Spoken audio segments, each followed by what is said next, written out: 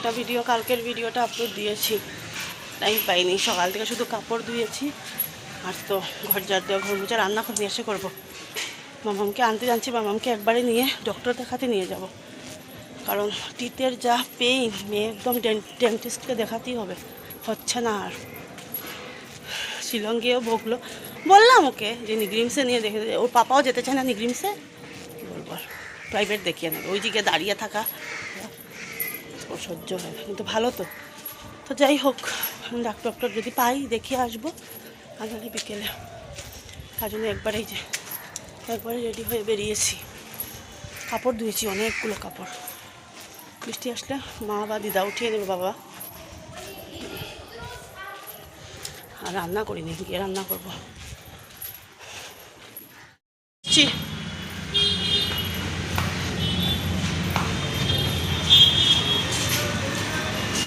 হোক, ডক্টর দেখিয়ে নিয়ে চলে এসেছি, আর ওষুধ দিয়ে দিয়েছে ডক্টর,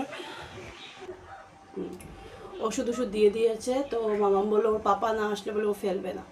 জানি না ওর পাপা যদি নেক্সট মান্থে আসে তাহলে ফেলে দেবে, ও আসবে কিনা সেটাও আমি জানি না, মানে স্বাভাবিক ও সব কিছু না ইয়ে করে তো আসতেও পারে না।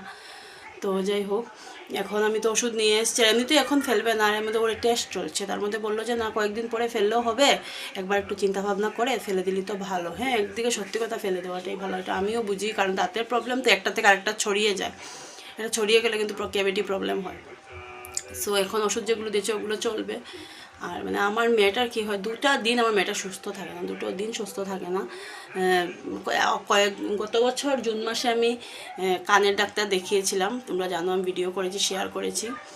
এই বছর আবার সেম জুন মাসে আবার দাঁতের, মানে কি বলবো, একটার পরে একটা। দাঁতটা অনেক দিন থেকেই ভুগছিল, এটা আমি বলবো না, কানটাও যেরকম দাঁতটাও ওইরকম অনেক দিন কি শিলংয়ে একবার হয়েছিল আর এখানে এসে। তো যাই হোক, এখন তো আমি বললাম যে মানে 10 days বা 20 days পরে ফেলে দিই না, ওর পাপা আসতে হবে। তো যাই হোক, পাপা আসলে ভয় পায় না, আসলে স্বাভাবিক, মেয়েদের যতই হোক বাবাটা খুব ইম্পর্টেন্ট মেয়েদের কাছে। আমি নিজে মেয়ে হয়ে ওটা বুঝি। আমার বাবার পায়ে প্রবলেম, আমি আমার বাবাকে দিয়ে মেয়েকে পাঠাই না টিউশনেও নেয়, কারণ যেহেতু যদি পড়ে টরে, কারণ একটা পায়ে খুবই অসুবিধা, একদম অচল হয়ে গেছিলো পাটা, কিন্তু অনেক কষ্ট, ঠাকুরের কৃপায়, শিব বাবার আশীর্বাদে, গুরুদেবের কৃপায়, মানে যাই হোক না কেন বাবা চলতে ফিরতে যে পারছে, আমরা মানে কোনোদিনও ভাবিনি বাবা পারবে হাঁটতে আবার, তখন আবার চলতে যাই, তো আমি পাঠাই না, কারণ এতটা দূর ব্যাগ নিয়ে আমার বাবা পারবে না। তো মেয়েদের না একই অবস্থা, বাবা করেই থাকে। তো যাই হোক, এখন রান্নাবান্না করবো, অনেকটা লেট হয়ে গেছে, 1টা বেজে গেছে। ভাত বসিয়ে দিয়েছি আর মাছ তরকারি করবো, মাছ তরকারি কাঁকরোল আলু দিয়ে, বেশি লঙ্কার গুঁড়ো দিইনি, কিন্তু মামাম খাবে। আর আরেকটা দেখাচ্ছি, দাঁড়াও। মা এটা দিয়েছে ঝিঙে, আলু আর বোধহয় বাদাম দিয়ে করেছে। আর এখানে হলো লাউ, নাহলে চাল কুমড়ো হবে, আমি এটা কনফার্ম না, এটা বোধহয় ইয়ে করে এসেছিলো, চাল কুমড়ো নাহলে লাউ হবে, ডাল। আর এটা করেছে। আর মাছ বলেছিল, আমরা না আমার মাছ আছে, লাগবে না মাছ, মেয়েকে খাইয়ে দিই, ওটাও খেতে পারবে কিনা জানি না, রাখবে, তার জন্য ওষুধ তো নিয়ে এসেছি, কিন্তু এখন কি হবে, দাঁতটা ফেলতে হবে, এখন তো স্বাভাবিক। তো কী বল ফেলছে কেন, নিচুর জায়গাটা উঁচু নিচুটে, তার জন্য তো ফেলতে হবে। সত্যি কথা বলতে কি, তো জানোই, তোমাদের বললাম ওর পাপা আসলে ফেলবে। যাই হোক, আচ্ছা ঠিক আছে, এখন ডক্টর বলেওছেন যে ওষুধ খেয়ে কদিন থাকবে, তারপর আর ফেলে দেওয়াটাই ভালো, পরে নাহলে দেখা যাবে, কারণ দাঁতের ব্যথা নিয়ে বসে থাকা না অনেকটাই একটা জিনিস, ঠিক না। আমি নিজে ভুগেছি, আমি জানি। আর কালকের পাবদা মাছগুলো মানে এই যে পেটে ডিম, তো ভালো লেগেছে, ভালো আছে মাছগুলো। আর আমি যে কাকুটার থেকে মাছ আনি, আমি মাছ চিনি না, উনি কিন্তু আমাকে মাছে ঠকায় না।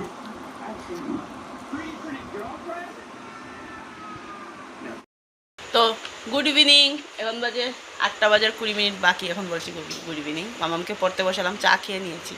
এরকম মশা, শান্তি নেই মশার জন্য, কথা বলার শান্তি নেই, বসার শান্তি নেই, দাঁড়াবার শান্তি নেই, একটা আছেন সবসময়। পড়ো রিভিশন দেবে, পড়ো। কি এদিকে কি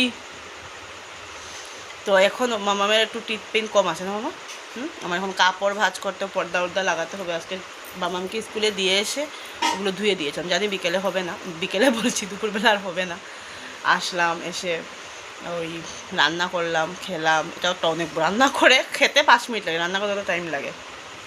সো এখন ভালোই আছে। আর ডক্টর তো দেখিয়েছি, ওষুধ নিয়েই এসেছি। এখন যাই হোক, নাহলে আজকে রাত্রে আমার মেয়েটা কষ্ট পেত। কষ্ট কী পেতই আমি জানি, কারণ এতটা অসুবিধা হয়েছিল দাঁতটা নিয়ে, দাঁতের ব্যথা।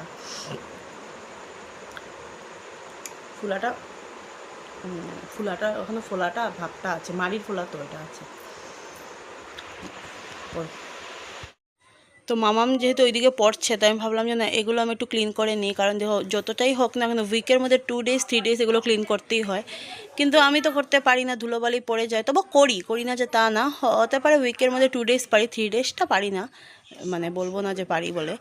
কারণ এখন আর না দিনের বেলাতে হয় না, তোমাদের সাথে শেয়ার করতে পারি না। ওই কাজের ফাঁকে বেশিরভাগ মেয়েকে পড়তে বসিয়ে রাত্রেবেলা কাপড় ভাঁজ করা, যা যা এক্সট্রা কাজগুলো আছে ওগুলো কিন্তু আমি করিনি, কারণ কাজের তো শেষ নেই, সারাটা দিন কাজ কাজ কাজ কাজ। আর ওই ডোরের মধ্যে না ব্লু কালারের যে কার্টেনটা দিয়েছি সেটা আমি চেঞ্জ করে নেব। আমারও দেখছি এখন এডিট করার টাইমে একদম ডোরে আর ডোরের কার্টেন কালারে একরকম হয়ে গেছে। ওইদিকে এটা নেবো, আর ডোরের জন্য একটা কিনতেও হবে। অনেক দিন হয়েছে, এক কার্টেন না বেশি দিন ঝোলাতেও ভালো লাগে না, দেখবে মন মেজাজই ভালো লাগে না। ঘরের মধ্যে কার্টেন, বেড কাভার ওগুলো একটু চেঞ্জ হলে না বেশ ভালো লাগে। তো এই যে আমি এটা যে ক্লিন করছি, তোমরা ভাববে এত বড় একটা কাপড়, চিনতেও বোধহয় পারছো, এটা আমার প্লাজো প্যান্ট একটা নিয়েছি, কালকে ধোবো। তো এখন তো বৃষ্টির মধ্যে কাপড় শুকানো যে কী কষ্ট হয়েছে কি বলবো। আমি এরকমই করি, এমন তো নোংরা না, কলিন দিয়ে মুছবো, তাহলে কি ধুলেই ক্লিন হয়ে যাবে। আর এমনি তো ধোয়ার পরে সার্ফ দিয়ে ধুয়ে একটু ডেটল দেওয়ার চেষ্টা করি কাপড়ের মধ্যে, কারণ হলো যেহেতু আছে না সব কিছু। তো যাই হোক, এখন মুছে নিচ্ছি। আর সত্যি কথা বলতে কি, এগুলো জিনিস একটু ক্লিন রাখলে দেখবে ঘরও ক্লিন থাকে। টিভিটাও করেছি, তারপরে ওইদিকে একটা মিরর আছে সেটাও মুছলাম। তোমার সাথে অত বেশি একটা লম্বা হয়ে যাবে যদি আমি সব কিছু শেয়ার করতে যাই তাতে। তারপরেও আবার মানে কিচেনে বসিয়েছি, দুধ জাল দিলাম এই কাজগুলোর সাথে সাথে। তারপরে দিয়ে করলাম তরকারিটা আর কি, করলাম জাল দিলাম, মানে গরম করলাম আর কি, আমরা জাল দেওয়াটা বলি, যে যেটা বলো। তো ওই যে এখন আবার গিয়েছি কিচেনে বোধহয় ডালটা বসিয়েছিলাম। এরকম করে মানে একটার উপরে মানে একটা কাজ করে যে একবারে যে একটা কাজই করব সেটা আর হয়ে ওঠে না। একা হাতে সব কিছুই সামলাতে হয়, তোমরা তো জানোই। আর সত্যি কথা বলতে কি, অমিত যদি আসে ওইগুলো ক্লিন করে নেয়, আমার আর করতে হয় না। আমার বরের মানে এগুলো নেই, ও নিজে ক্লিন করে নেবে। ও আসে 4-5 দিন 6 দিন থাকে, তারপরেও কিন্তু যথেষ্ট আমাকে এগিয়ে দিয়ে যায়, যথেষ্ট যতটুকু পারে ততটুকু করে দিয়ে যায়। আমি বলি না, কিন্তু ও যতটা বোঝে যে আমি একা থাকি, সব কিছু একা সামলাতে হয়, তার জন্য সব কিছু এগিয়ে দিয়ে যায়। কন্ডিশনটা জাস্ট দেখো, আমি মশারি টাঙিয়ে ভিতরে ঢুকে পড়েছি। এই যে একজনের অবস্থা, বাজে কয়টা 11:10। তো এখন এই ভিডিওটার পাপা দেখলে বলবে যে ও এখনও ঘুমোয়নি, 11:10 বেজে গেছে, কী করবো। আজকে দুপুরবেলা একটু ঘুমিয়েছিল, কিন্তু সবসময় এরকমই করি, ও লাইট টাইট বন্ধ করে আসে, বলবে তুমি বন্ধ করো না, আমি করবো, সব কর্ডুট খুলে রাখবো। বাবা, আমার থেকে আমার মেয়ে সচেতন বেশি, এমনিতে সব কর্ডুট আমার না বললেও খুলে দেয়। কিন্তু আমি যে বিছানাটা যে গুজলাম, উনি আগে আসবেন না কেন বলুন তো? উনি আসবেন না কারণ আছে, যদি বিছানা যে গুজতে হবে, সাইডগুলো গুজতে হবে। আর ম্যাট্রেস তো একটু গুজাটা একটু প্রবলেম হয়, মশারিটা তো আমার এখন আর প্রবলেম হয় না, আমার এখন হ্যাবিট হয়ে গেছে। তো যাই হোক, আমাদের ম্যাট্রেসটা একটু অতিরিক্ত উঁচু, তো তাই জন্য মামামের বুঝতে চায় না। আর যাই হোক, মামা আয় আয় আয়। তো এখন শুয়ে পড়বো। তো গুড নাইট, সুইট ড্রিম। অনেকদিন পর ভিডিওটা এরকমভাবে শেষ করছি লাস্টের দিকে এসে, নাহলে এখন আর ওই লাস্টে ভয়েস দিয়ে শেষ করা হয়ে যায়, আর গুড নাইট বলা আর হয় না। কালকে একটা নিউ ব্লগ দেখছি, বাই।